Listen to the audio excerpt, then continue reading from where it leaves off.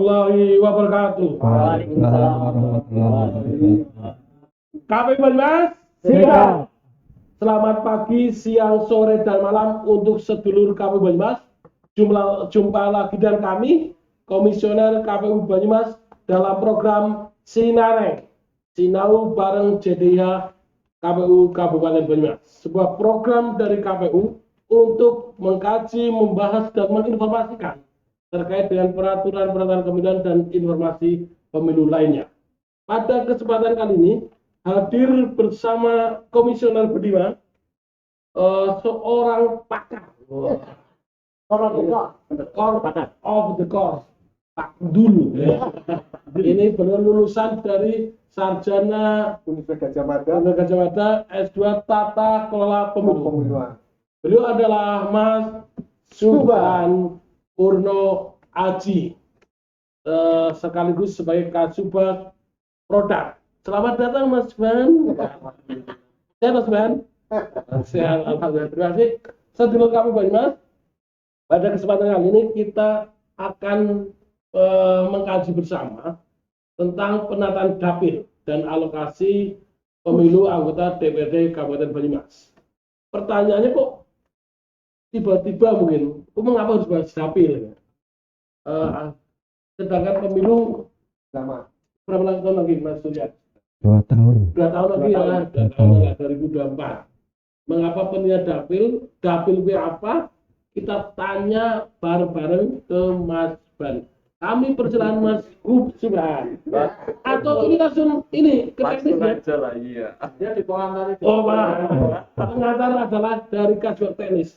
Kan itu ya? DPC. Oh ya, divisi teknis. Kasubag Teknis lagi isoman. Pokok divisi teknis. Ini harusnya divisi teknis yang bahas tentang dapil.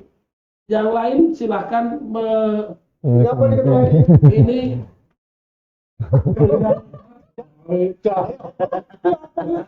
ini jenal bumbung Oh. Taliban Kedungan Teng. Oh gitu ya. Yang tradisional ya. Khas Banyumas jenal bumbung. Jadi mulai episode ini kita nerima endorse. Pokoknya silakan Mas. Oke, matur nuwun Pak Ketua dan teman-teman semua serta sedulur KPU Banyumas yang menyaksikan Sinareng JDIH. Jadi pada tema kali ini kita bicara soal penataan dapil serta lokasi untuk pemilu anggota DPRD. Ini khusus dapil Kabupaten Banyumas di pemilu legislatif. Nah, kita bicara dapil itu mungkin sering sudah familiar singkatan dari daerah pemilihan. Kalau bisa diibaratkan ya, ini adalah ruang perangnya calon anggota dewan, perang kontestasi untuk merebut simpati pemilih, simpati rakyat agar didukung, agar dipilih. Jadi dapil ini menjadi salah satu hal yang penting. Jadi dapil ini penentuannya diatur di Undang-Undang Nomor 7 Tahun 2017 tentang pemilu, dan pemilu yang akan datang 2024 undang-undangnya tidak diganti, jadi masih menjadi. Lalu PKPU Nomor 16 Tahun 2017 tentang penataan dapil dan alokasi kursi anggota DPRD Kabupaten Kota dalam penataan yang lain, sumber hukum yang lain ini dapil DPRD diatur dalam PKPU dan penataan dan penetapan oleh KPU. Jadi sebetulnya kita menindaklanjuti dari instruksi dari KPU. Berarti dapil gue tempat perangnya ya. Oke, gampangannya Tempat seperti itu. medan perang Kontestasi pemilu. pemilu, medan kontestasi lebih kurang ya. Oke. Medan perebutan itu berapa nih Mas? Jadi kalau di Banyumas kan ada 27 kecamatan yang ketua, terus dibagi menjadi 6 dapil gabungan antar kecamatan. Jadi kalau yang di pemilu 2019 kemarin, dapil 1 ini ada 8 kursi meliputi 4 kecamatan kota plus 1 Padegraja. Lalu dapil 2 karena jumlah penduduknya lebih banyak ya, kursinya ada 9 anggota DPRD-nya. Meliputi kecamatannya Baturaden, Tumbang, Tokaraja, dan Kembaran.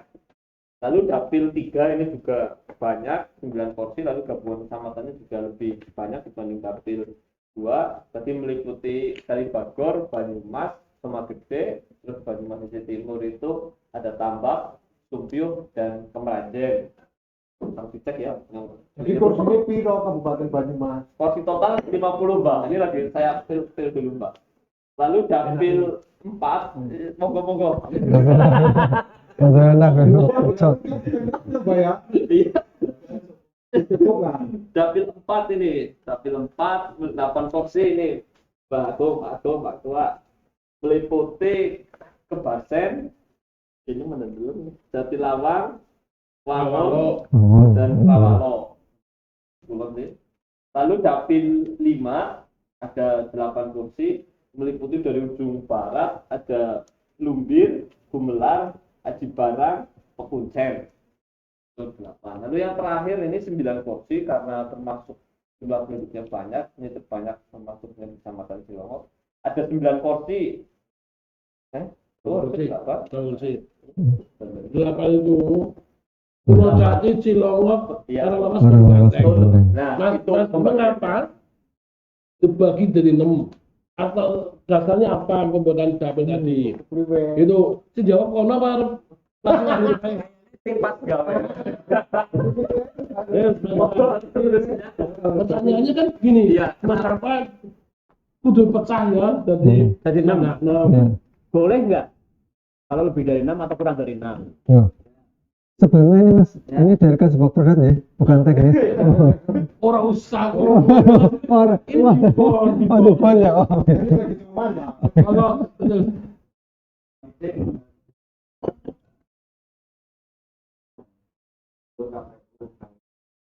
Ini kalau KPU kan sebetulnya hanya pelaksana. Kapasitas KPU Banyumas kalau KPU Kabupaten Kota seluruh Indonesia dalam konteks penetapan dapil dan alokasi kursi hanya membantu KPU RI karena yang menetapkan adalah KPU RI. Karena tadi disampaikan kenapa kok harus bikin 6 terus 6 itu kenapa kecamatan ini kecamatan Gabungan ini, ya. atau kenapa misalnya kota dari 2009 dulu kan kota dengan Kembaran dengan Raja kemudian kok berubah jadi Patih Raja. Ini pertanyaan-pertanyaan mungkin dulu disampaikan di apa ya belum selesai tapi kenapa sekarang muncul lagi. Nah bahkan mungkin yang kemarin agak santer ketua ada wacana perubahan dapil dan sebagainya. Tapi sebelumnya ini kan dapil kabupaten ya, Ya, bukan provinsi dan provinsi dan RI, kota RI beda ya? itu sudah Nah, sebagai lampiran dari Undang-Undang Nomor 7 tahun 2017. Ya, kalau dulu 2004 sepenuhnya di KPU. Penetapan dapil sebelumnya di KPU. 2009 sudah mulai dipelajari Pak. Di DPR itu karena tadi yang arena tempur, jadi istilahnya mungkin ini wilayah pembuat undang-undang ya, diambil. Tapi provinsinya masih di KPU. Sampai 2014 itu masih di KPU untuk provinsi. Nah, sampai kemarin 2019 itu istilah KPU Pak. Ya provinsi dan RI. Ya, MRI itu bagian tidak terpisahkan dari undang-undang 17. Derok apa Mas Derok? Diambil, Ambil. ditetapkan oleh KPU. Bukan Derok, bukan ya? Ya, berarti kita KPU sampai saat ini hanya berwenang untuk menetapkan dapil di tingkat kabupaten kota. Nah, kita kembali ke pertanyaan awal, kenapa kok Banyumas 6 orang 5 orang 4 gitu. Nah, kita kembali ke aturan di Undang-Undang 7 2017. Itu di undang-undang disebutkan untuk untuk DPRD kabupaten kota itu kursinya antara 3 sampai 12. Jadi kalau di rata-rata, kalau kita misalnya kan namanya dapil adalah kecamatan atau bagian dari kecamatan. Nah, kalau dibuat kecamatan, kalau kita menggunakan namanya nanti ada proses BPBD Pak, Bilangan Pembagi Penduduk BPBD. Ya, jadi itu kan acuan yang dari dasar KPU dalam menetapkan dapil adalah namanya DAK 2. Daftar Agregat kependudukan.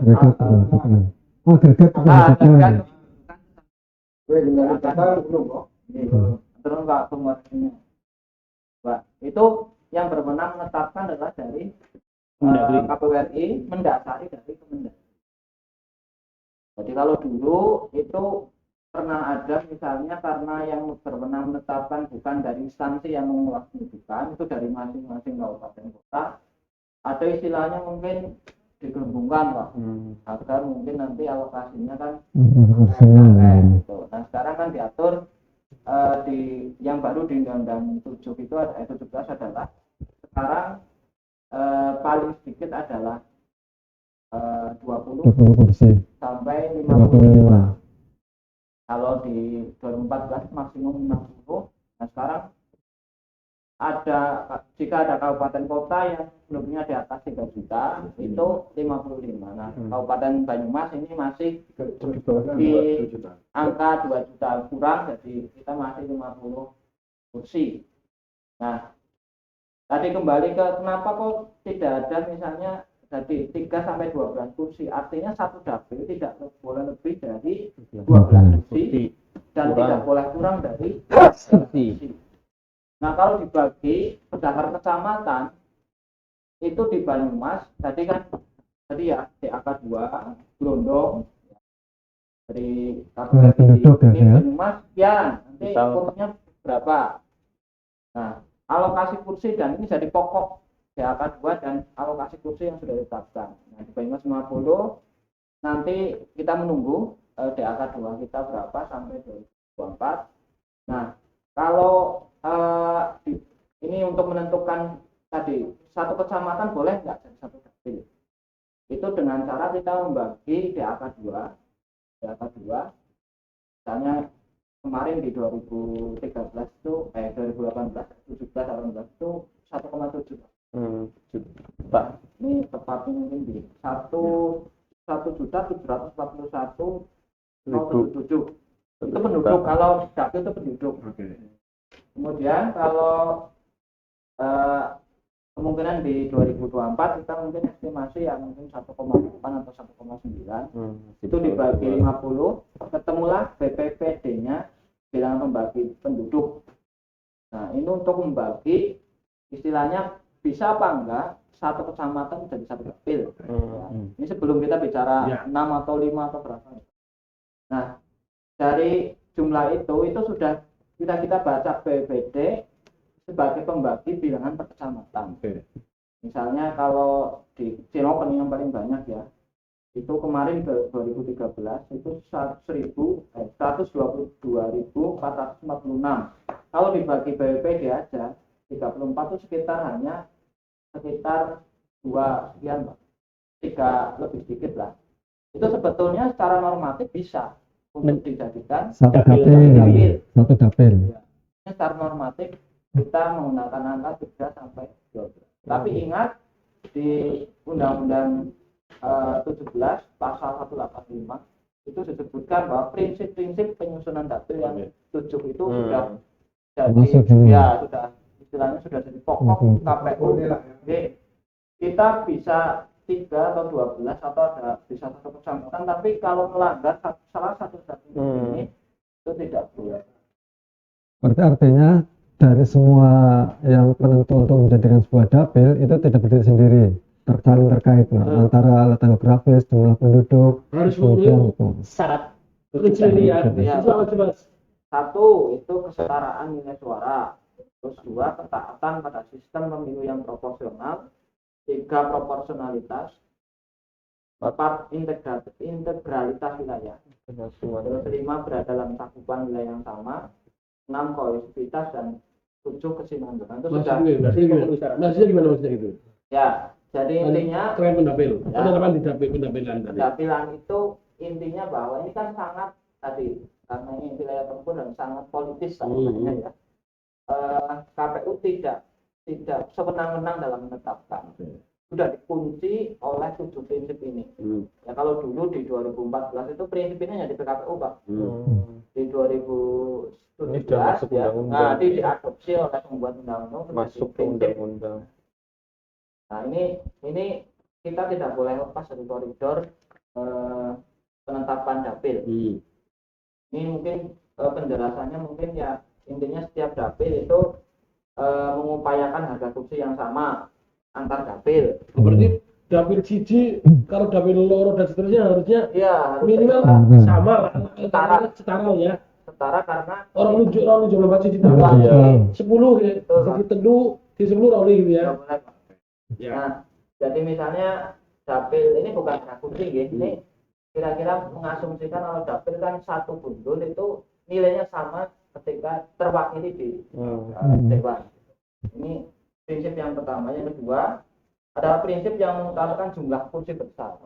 Kursi besar itu misalnya karena kita menganut sistem proporsional berimbang, itu katakanlah kalau nanti kita pada penghitungan kursi itu kalau kursi besar itu katakanlah partai yang dapat kursi dapat suara yang agak besar pun masih dapat Bang.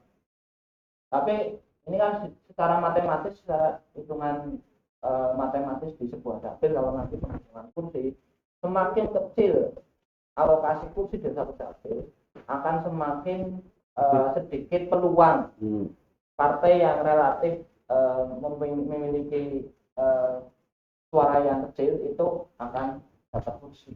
Sebaliknya semakin besar alokasi kursi dalam sebuah dapil, nah partai yang relatif tidak memiliki suara atau kursi yang cukup itu tidak dapat. Berarti kayak Ya. Banyumas gawe 10 dapil, maka Peluang semakin kecil untuk partai menengah bawah ya ya. betul. Tapi Secara ketika politisnya ya. Kabupaten Banyu digawe 4 dapil, maka partai menengah bawah boleh jadi memungkinkan oleh kursi gitu ya. Ya. Itu yang namanya politis kan Mas Subhan tuh. Ya. Tapi ini kan hanya satu prinsip Bang. Iya. Ya. Kita masih ada beberapa prinsip yang lain. Yang ketiga itu prinsip proporsionalitas. Prinsip yang memperhatikan keseimbangan lokasi kursi, Pak. Jadi misalnya kenapa di 2013 kita ada perubahan? Itu karena kita menganggap waktu itu ada kursi yang jomplang untuk antar dapil. Kalau tidak keliru waktu itu kita kan 50 di dapil kota, yang kota dan ya kembaran itu 12. Tapi di dapil yang lain itu ada yang 8. Ya itu jomplang ini sudah menyalahi prinsip yang ketiga. Kalau sekarang kan 8 Iya, juga. ya, gitu. Sekarang 8 aja. 8 dan Hanya 2 dapil yang 9. Iya. Karena memang jumlah penduduknya lebih gede ya, lebih banyak. Ya. Konsekuensi karena penduduk. Pak. ya Terus lah ya. yang keempat itu derajat. Kalau kita sih clear lah dari 2009 sampai 2019 kemarin pun takdir tidak ada istilahnya integritas wilayah itu menyatu, ya, menyatu. Tidak ada yang meluncat lah. Karena pernah ada di kabupaten lain itu antar dapil itu ya melompat Pak. Kalau misalnya kalau Contohnya tambah yang Purwokerto tambah satu itu kali Panus Banyumas nih, nggak boleh ya. ya kali Bogor itu kan sudah kelewatan. Kalau masih dengan Sokaraja masih mepet Ya, perbatasan wilayah. Itu namanya integritas. Integritas. Oke lanjut. Terus tapi sebetulnya ideal itu sebenarnya yang gelondong Pak. Gempolong jadi setiap menyatu itu ya. yang menyatu Pak bunder lah. Itu yang paling ideal secara geografis ya. Kemudian yang kelima berada dalam cakupan wilayah yang sama itu maksudnya kalau dulu ada ini untuk provinsi sebetulnya dan RI kalau sebetulnya lebih enak itu antara dapil provinsi dan RI itu sama. Tapi karena kemarin konsekuensi perubahan alokasi kursi di provinsi, akhirnya kan ada beberapa dapil provinsi dan RI yang berbeda. Karena itu tidak ini prinsip 7 itu mungkin satu prinsip bisa terpenuhi optimal, tapi yang prinsip yang lain belum tentu. Nah kita istilahnya priwet caranya ben ideal semuanya itu bisa. Kalau Banyumas ideal lah ya. Kita anggap ideal Pak. Ya. Oke lanjut. Nah yang itu kohesivitas itu ya di situ misalnya kalau di kita kan relatif homogen, tidak ada yang misalnya di beberapa di luar provinsi mungkin ada yang heterogen Pak. Perbedaan Kecamatan budaya, mungkin dari sisi agama, dari suku budaya itu berbeda. Nah itu kita menganggap kalau yang punya karakteristik sendiri itu lebih bagus dipisahkan. Nah, yang terakhir, yang ini yang penting kemarin jadi istilahnya kebijakan utama di 2019 kan, itu prinsip kesinambungan. Artinya sebisa mungkin kalau prinsip yang lain kok sudah terpenuhi, jangan merubah. Berarti ketika 2019 sudah tentukan dan mengkaji Jangan komposisi ya. prinsip Memenuhi prinsip ya. 2024 diharapkan sama betul lah ya. itu tetap begitu. Ada kecualinya enggak? Nah, kecualinya kenapa harus berubah? Istilahnya Dari misalnya pemekaran gimana? ya Persyarat. itu yang memungkinkan untuk ada perubahan. Kalau Banyumas mekar otomatis berubah gitu. Ya, pasti berubah. Karena Atau ada ledakan penduduk di Luar biasa, Pak. Ya. Itu pun biasanya penduduk bencana ya. Misalnya bencana dan sebagainya itu bisa. pemekaran. Terus yang kedua itu regulasi, Pak. Ya. Kita karena tidak ada regulasi yang berubah secara signifikan, kita anggap tidak ada dasar ya bagi Iya. KPU untuk Iya. melakukan perubahan. Terus yang ketiga penduduk tadi, kita anggap memang penduduk di Banyumas kan relatif tadi yang terlalu signifikan. Jadi kalaupun yang dituntut itu kalaupun tidak ada kalaupun ada perubahan itu sebagai konsekuensi dari dinamika penduduk. Misalnya alokasi kursi misalnya dari dapil ini kalau 2019 kan kita ada di komposisinya sama di dapil kota. Waktu itu kan komposisi kota eksploitatif dan batik derajat, tapi karena konsekuensi perubahan penduduk di dapil 2 itu relatif lebih besar, akhirnya yang 9 kursi di dapil. Nah, di dapil 2 itu karena konsekuensi perubahan. Nah, tapi kalau bagi para pengamat dan pemerhati mungkin kan pasti ada perubahan relasi politik dengan ketika nyusun itu kan KPU pasti koordinasi dan ada tahapan apa yang dilakukan. untuk tahapan-tahapan, kalau tahapan-tahapan pasti karena kita adalah pelaksana ya. Yang jelas KPU menurut di PKPU itu kan sifatnya kita hanya melakukan kajian, usulan, menampung Pak, usulan dari masing-masing wali kota. Apakah tapi koridornya ketat sekali kita. Ada penduduk, kemudian nanti apa istilahnya kajian yang mendalam dan sampai kita pada biasanya dipersyaratkan untuk lebih dari satu usulan. Pas usulan pun kita undang ya, undang bias-bias yang lain ya. Yang pertama, ya pasti kita sosialisasi Pak terutama ke para peserta. Kaget. Sampai kaget ya. Sosialisasi tentang regulasi, tentang mungkin evaluasi dari mereka terhadap dapil. Kemudian yang kedua kita rakor dengan instansi terkait Pak. Ya, misalnya dari Dinhub ya, Dinhub pun terkait dengan misalnya soal mobilitas. Bagaimana misalnya satu kecamatan yang lain, misalnya ya soal integralitas wilayah ya. Misalnya katakanlah dulu ada pasangan Projati itu kepenangka ikut ke Cilongok apa ke Margasana, ya. Jatilawang gitulah ya. Nah, itu salah satu kajiannya ya kita nggak bisa sendiri, kita harus dengan Disub. Ya tata ruang misalnya orang dari sisi mobilitas akses ke jalan itu kepenak sing paling idul apa paling ngalor salah satunya gitu. Mobilitas lebih banyak mana? Dan kita juga dengan akademisi akan memetakan sejauh mana misalnya dari sisi soal kohesivitas misalnya. Kita anggapkan kalau satu dapil memiliki karakteristik masalah sosial yang sama secara ekonomi lebih mudah ya. Kita sampai dulu memetakan di daerah mana misalnya tingkat kemiskinan di satu kecamatan itu bisa nggak di satu dapil itu mungkin karakteristik Miskin kok. ya mungkin kan tingkat itunya beda-beda ya itu sama nggak nanti artinya biar nanti kalaupun katakanlah anggota dewan yang jadi pun di satu dapil itu kita bisa mapping masalahnya karakteristiknya sama sampai ke sana waktu itu. Artinya sederhana Banyumas. Untuk pembuatan KP kita melibatkan banyak 14 aktif ya dari masyarakat. dari dinas-dinas terkait, ada tadi Dukcapil, ada tata ruang kota, ada perhubungan, ada Akademisi. akademisi, Tapem, Ya. Bapesbang, Ya. terus terkait dengan komite sosial dan seterusnya. Banyak lah yang kita dibahas termasuk soal itu yang kita Ya. sosialisasikan. Dan yang kemarin di 2012 itu hasil rembukan bersama dan itu sesuai dengan prinsip-prinsip undang-undang gitu ya Mas. Dan terakhir yang ada uji publik, Pak. Termasuk uji publik. Ya, terakhir Kita itu tahap uji uji. publik. Setelah kita usulkan, Ya, kita DPR atau KPRI yang kembali kita untuk uji publik ya. jadi setelah kita tadi rembuk-rembuk dengan stakeholder, lahirlah 3 usulan Pak yang 19. Kita dapat 19, 3 usulan untuk komposisi dapil. Oh iya. Nah, kemudian kita habis itu pun sebelum kita kirim ke KPRI itu kita minta terutama ke para peserta dan perwakilan masyarakat karena dapil kan bukan hanya milik kepentingannya para peserta tapi juga milik konstituen. Ada 3 skenario Ya. ya, skenario dapil yang kita kirim ya. Ya.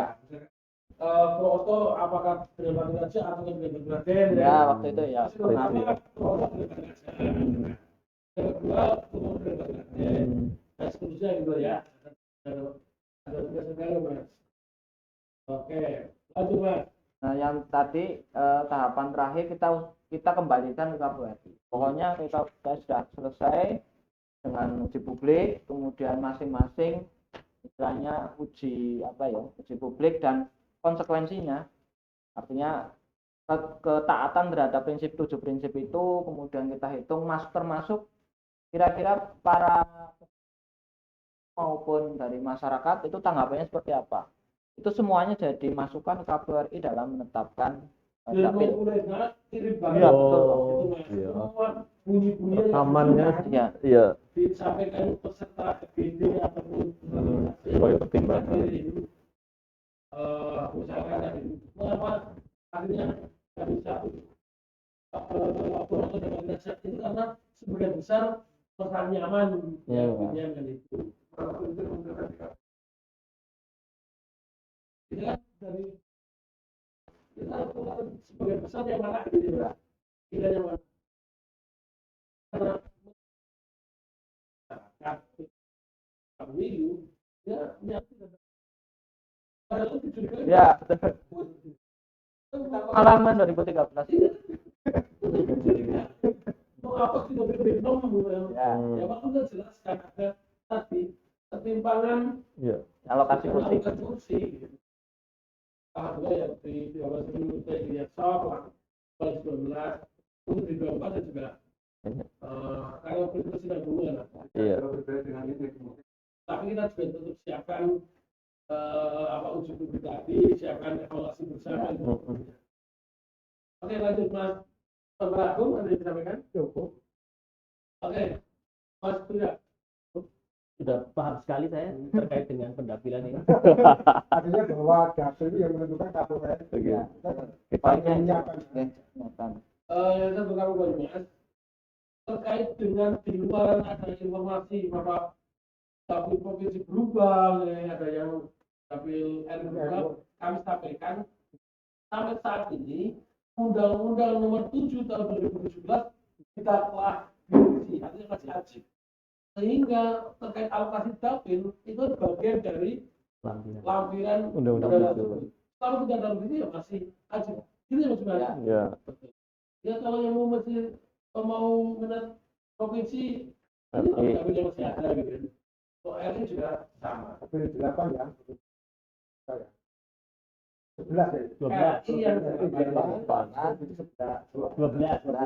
alokasi berapa Mbak? 10. 12. Yang mana?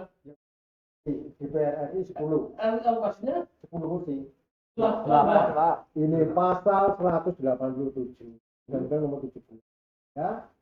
Ya, maksimum ya Pak. Jumlah kita benar-benar yang paling sedikit 3, kursi dan paling banyak Iya. 10.